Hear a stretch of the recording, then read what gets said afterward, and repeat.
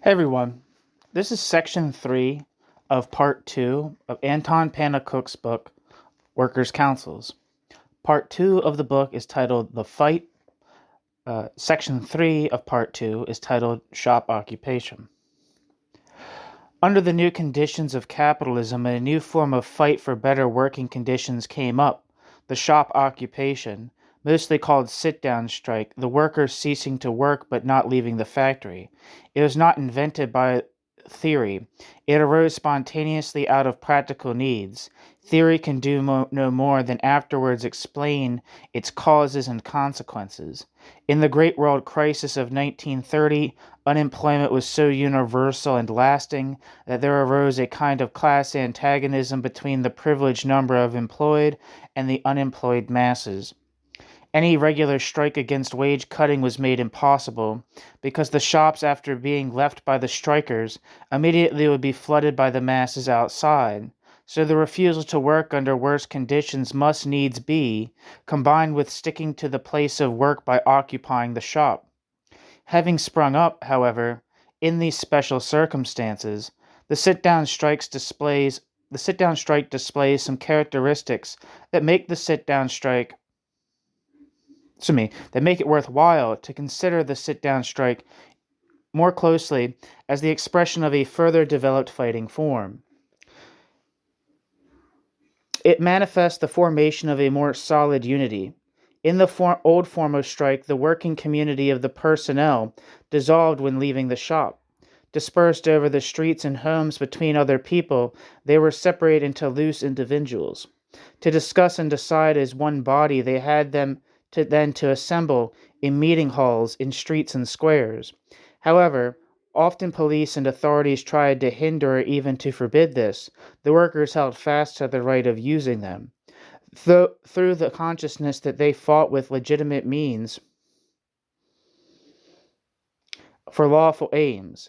The legality of trade union practice was generally recognized by public opinion. When, however, this legality is not recognized, when the increasing power of big capital over state authorities disputes the use of hall and square for assemblies, the workers, if the workers will fight, have to assert those workers' rights by taking their rights. The hall and square for assemblies, I guess is what they're saying. Let me reread that sentence because I feel like following the pronouns I fucked it up.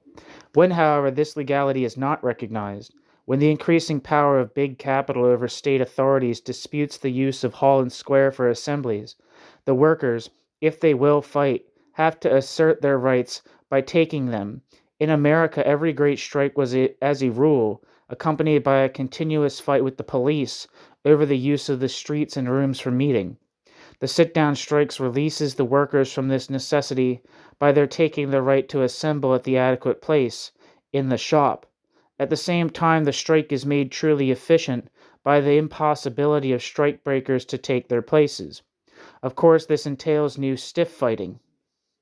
The capitalists, as owners of the shop, consider occupation by the strikers as a violation of the capitalist's ownership, and on this juridical argument, the capitalists call for the police to turn the workers out.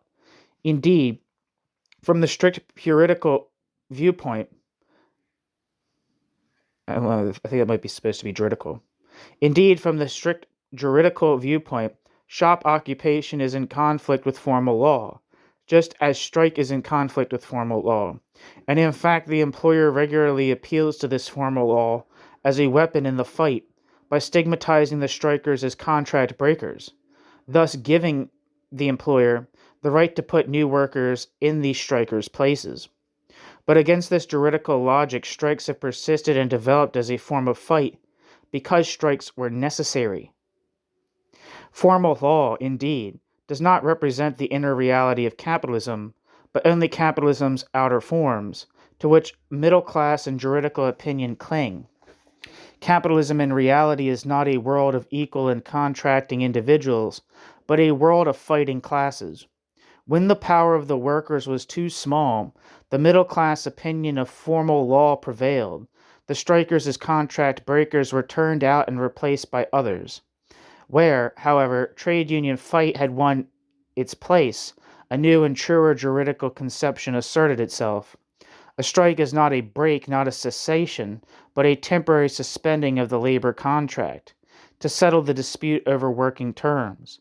Lawyers may not accept theoretically this point of view, but society does, practically.